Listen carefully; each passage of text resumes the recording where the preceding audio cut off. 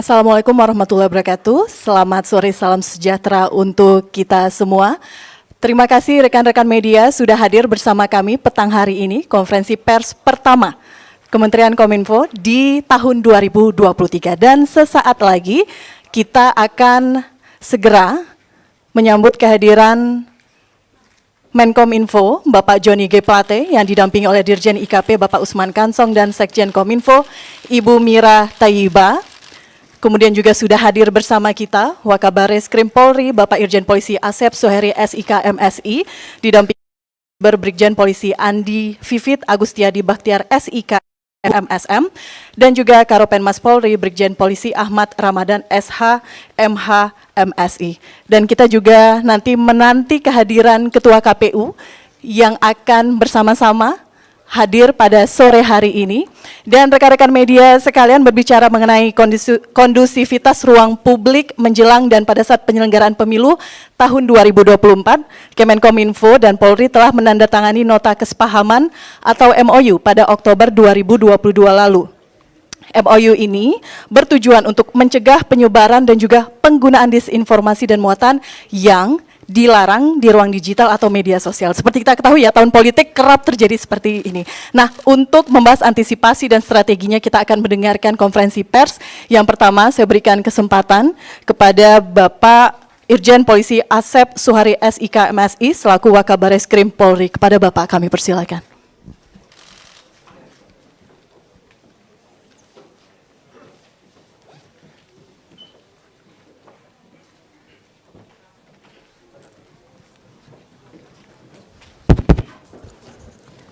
Mohon izin Bapak Merti. Bismillahirrahmanirrahim. Assalamualaikum warahmatullahi wabarakatuh. Selamat sore dan salam sejahtera kita sekalian. Yang terhormat Bapak Menteri Komunikasi dan Informatika RI, Bapak Johnny G. Plate SE. Yang kami hormati para pejabat utama dari Kementerian dan dari Mabes Polri. Pertama-tama kita panjatkan puji syukur kehadirat Allah Subhanahu wa Ta'ala karena sampai sore hari ini kita diberikan kesehatan, keselamatan dalam rangka melaksanakan kegiatan press release. Syukur alhamdulillah pada sore hari ini Polri bersama Kominfo saat ini telah memiliki nota kesepahaman baru, yaitu tentang sinergitas tugas dan fungsi di bidang komunikasi dan informatika, yang mana nota kesepahaman ini dimaksudkan untuk memperbaharui nota kesepahaman yang telah ada sebelumnya antara Polri dengan Kominfo, yaitu pada tanggal 20 Desember tahun 2017 tentang pengamanan dan penegakan hukum di bidang komunikasi dan informatika. Pembaruan nota kesepahaman ini kami lakukan untuk bertujuan meningkatkan koordinasi dalam rangka sinergitas dan tugas fungsi di bidang komunikasi dan informatika antara Polri dengan Kominfo dengan ruang lingkup sebagai berikut, yaitu pertukaran data dan informasi dalam hal pencegahan, penyebarluasan dan penggunaan informasi elektronik dan atau dokumen elektronik yang memiliki muatan yang dilarang, yaitu berupa bantuan pengamanan, penegakan hukum, dan juga penyediaan dan pemanfaatan sarana dan prasarana, serta peningkatan kapasitas dan pemanfaatan sumber daya manusia.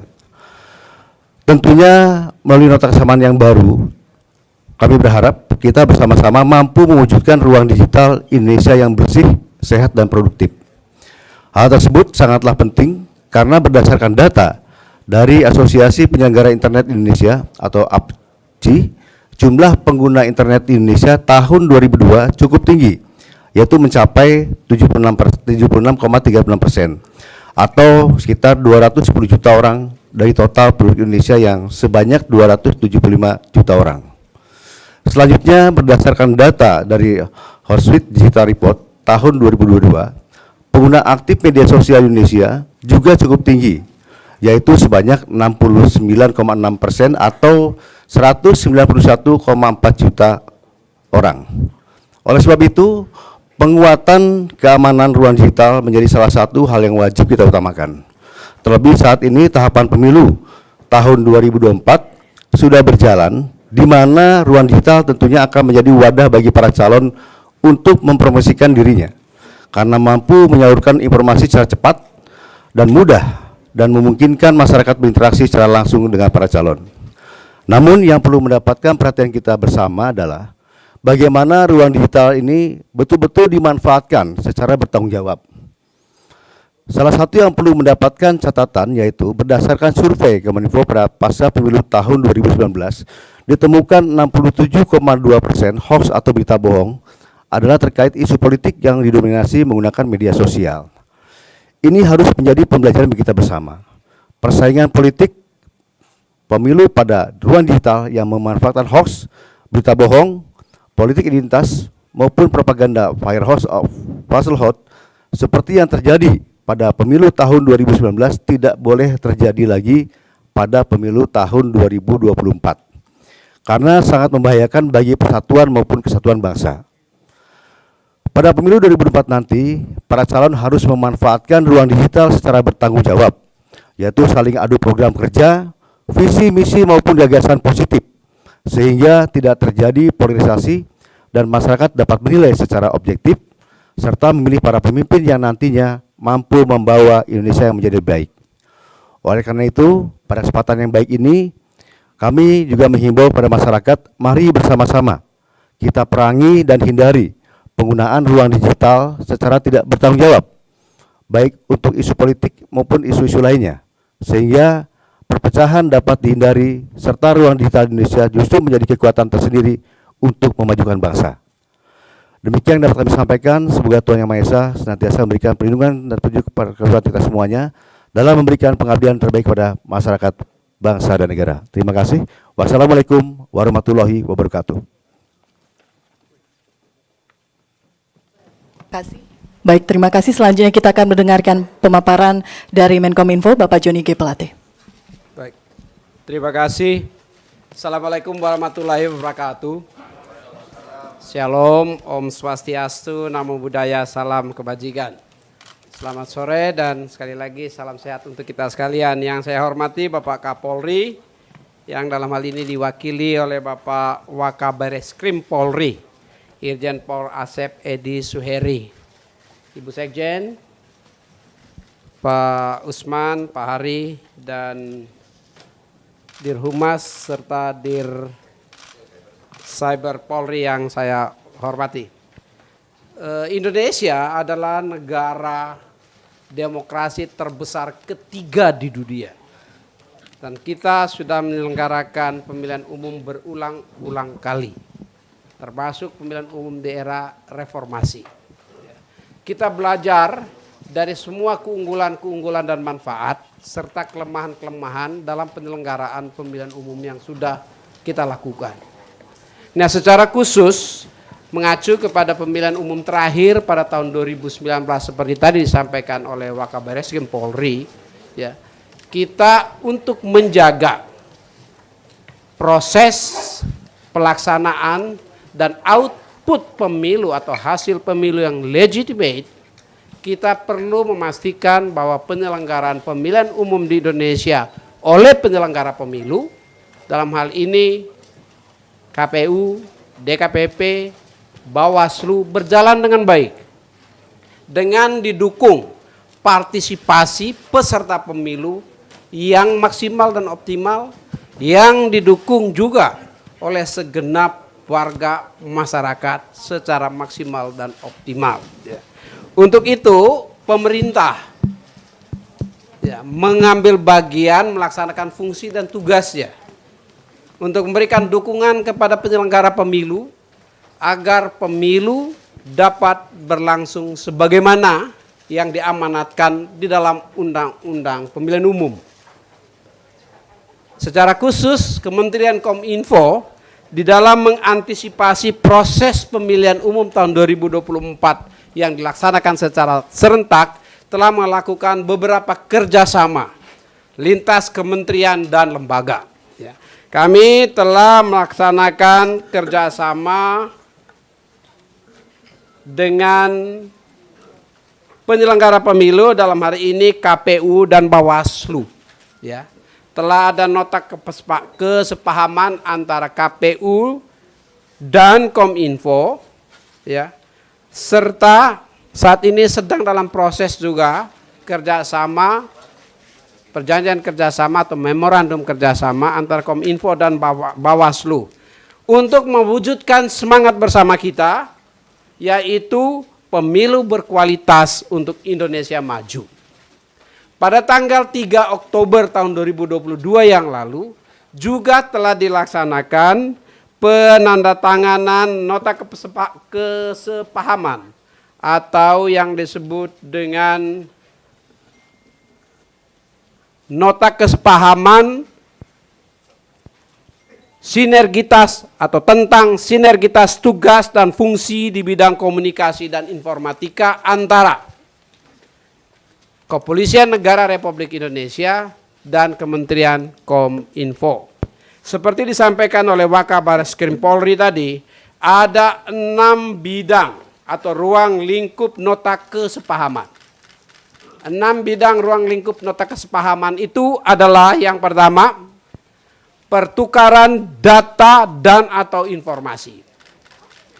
Yang kedua, pencegahan penyebarluasan dan penggunaan informasi elektronik dan atau dokumen elektronik yang memiliki muatan yang dilarang.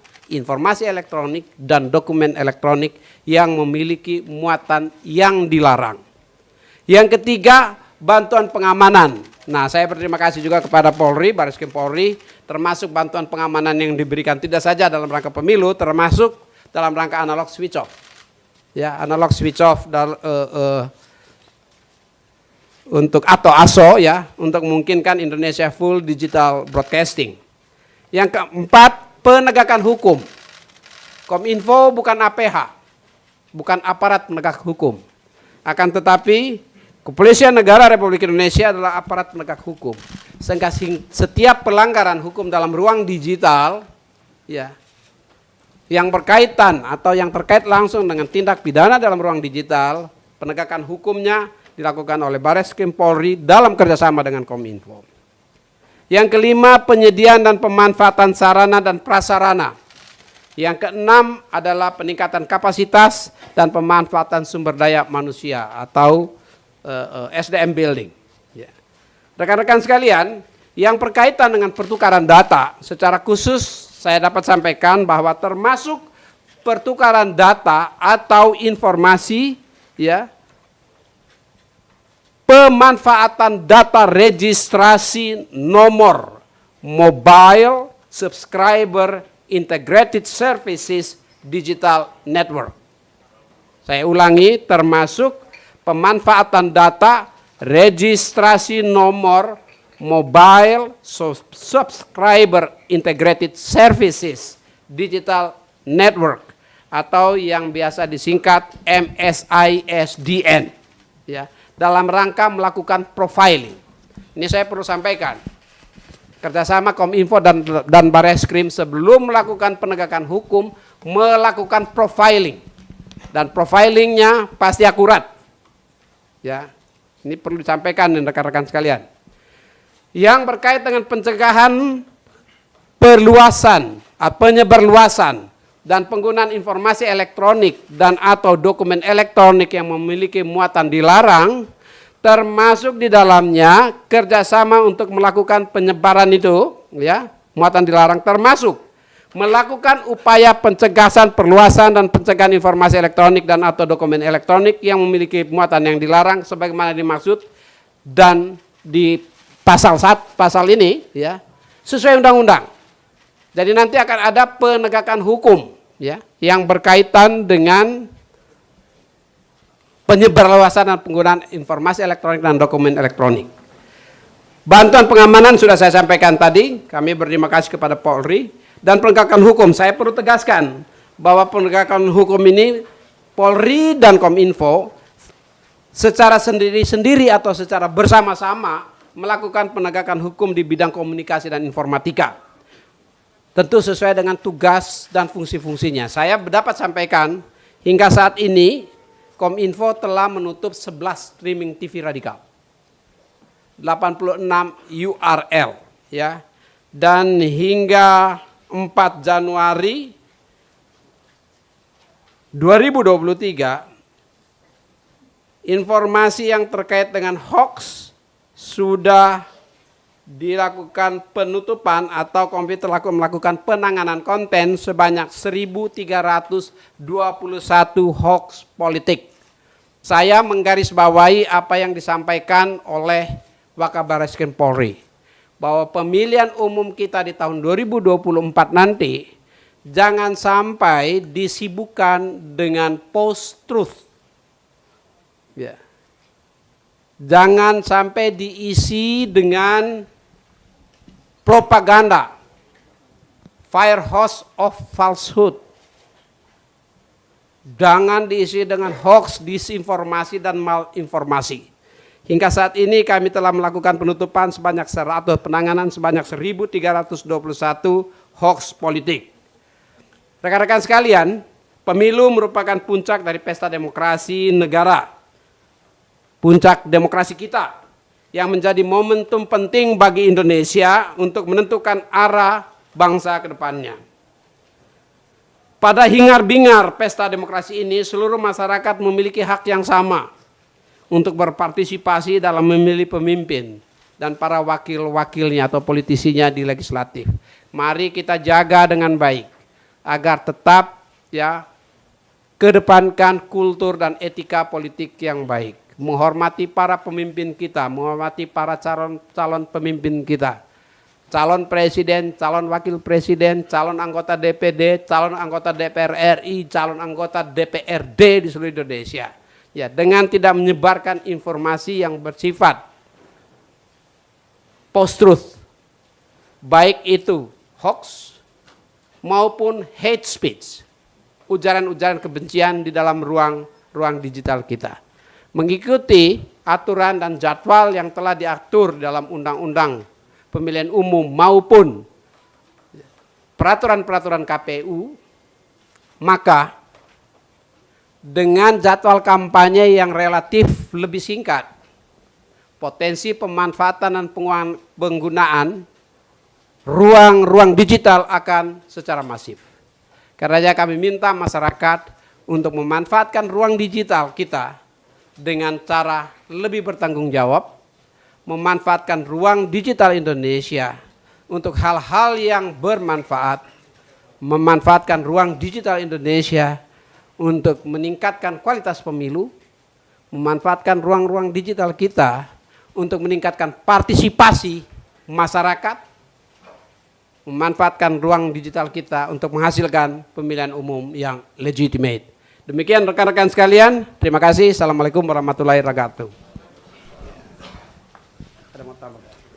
Waalaikumsalam, terima kasih. Izin Bapak, kita membuka sesi tanya jawab kepada awak media. Tanya jawab Kami boleh aja, tapi tanya jawabnya harus yang itu ya. baik, kami persilakan Tanya tiga. jawab yang sesuai dengan topik ya, jangan di luar topik. Siap, terima kasih catatannya Bapak.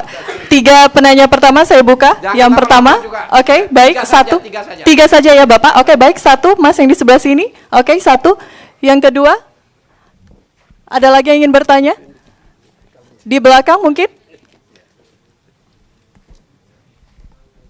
Hanya satu? Oke, dua. Satu lagi, teman-teman? Tiga. Oke, baik. Silakan. Dimulai yang pertama, silakan Mas. Ya, selamat siang Pak. Saya Firda dari kompas.com.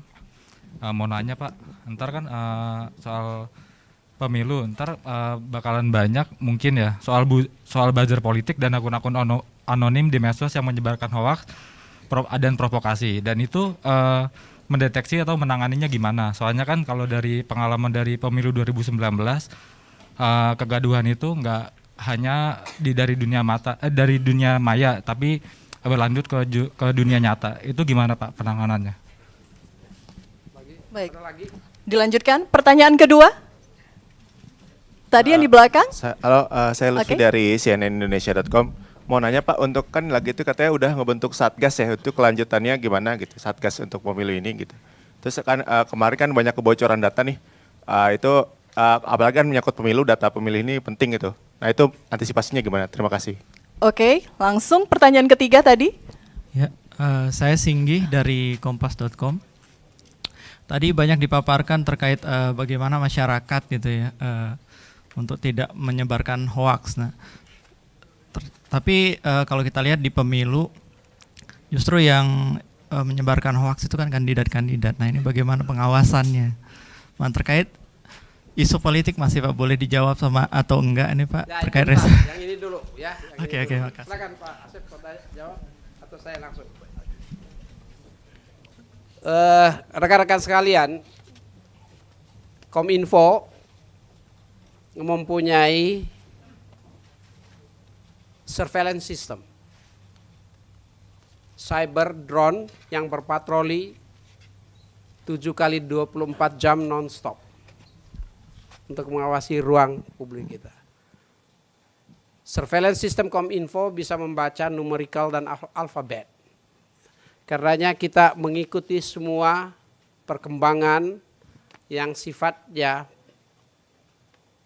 hoax dan hate speech atau tindakan-tindakan terlarang di dalam ruang digital.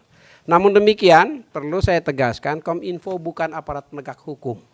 Sehingga di dalam rangka penegakan hukum, Kominfo akan berkoordinasi dengan aparat penegak hukum, dalam hal ini Bareskrim Polri, yang akan melakukan penegakan hukum di ruang fisik.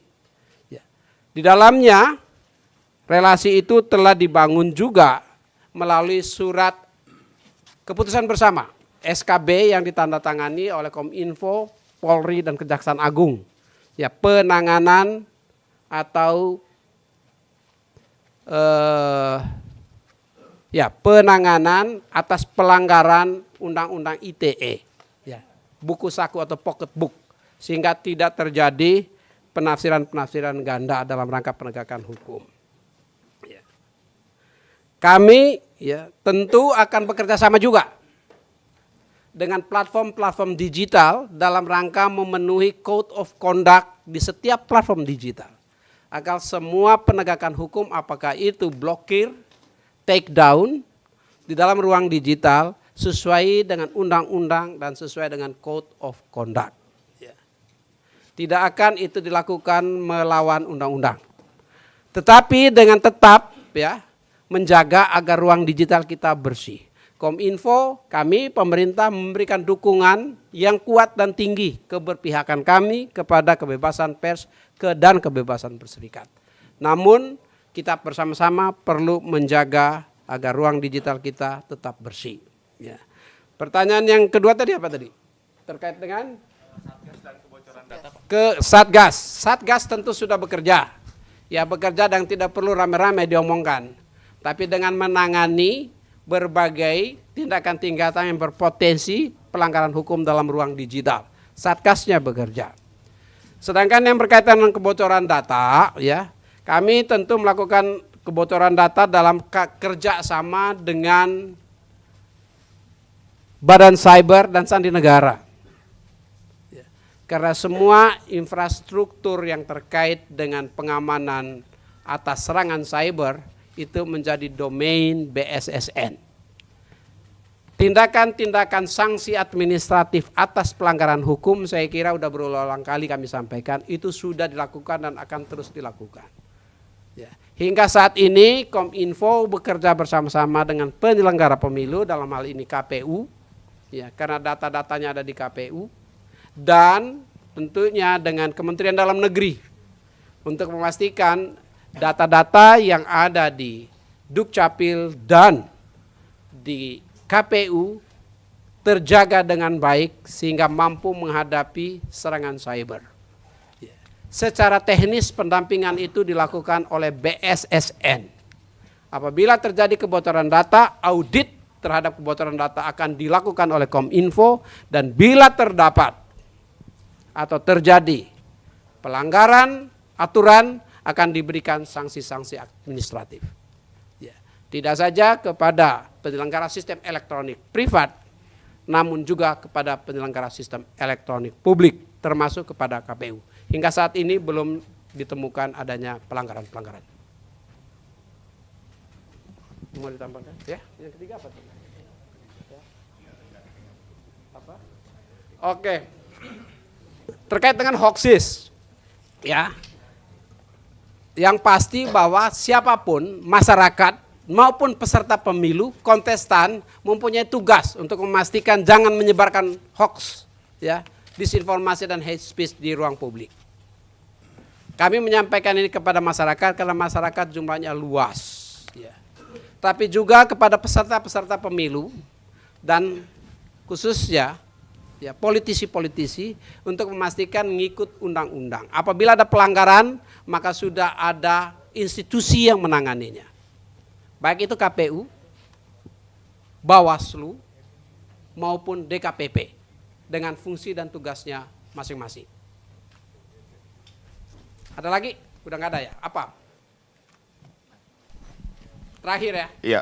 Tadi kan disebutin katanya, saya Diki dari Suara, tadi disebutin katanya ada 1000 hoax ya soal politik. Itu bisa disebutin nggak media sosialnya mana aja yang paling banyak nyebarin hoax? Makasih. Ya ada, tapi saya tidak punya datanya sekarang. Karena apa? Ini dijaring dari atau diambil dari cyber patrol, dari surveillance system. Ya, jumlahnya itu 1321 hoax. Nanti angka persisnya per platform digital nanti disampaikan kemudian. Cukup ya, terima kasih. Mari kita jaga bersama-sama agar demokrasi kita tetap bertumbuh, berkembang dengan baik, pemilu kita sukses. Jangan sampai ada domba. Terima kasih. Baik, terima kasih Pak Menteri, Pak Wakabareskrim atas pemaparannya. Terima kasih juga kepada rekan-rekan media yang sudah hadir bersama kami dalam kesempatan sore hari ini.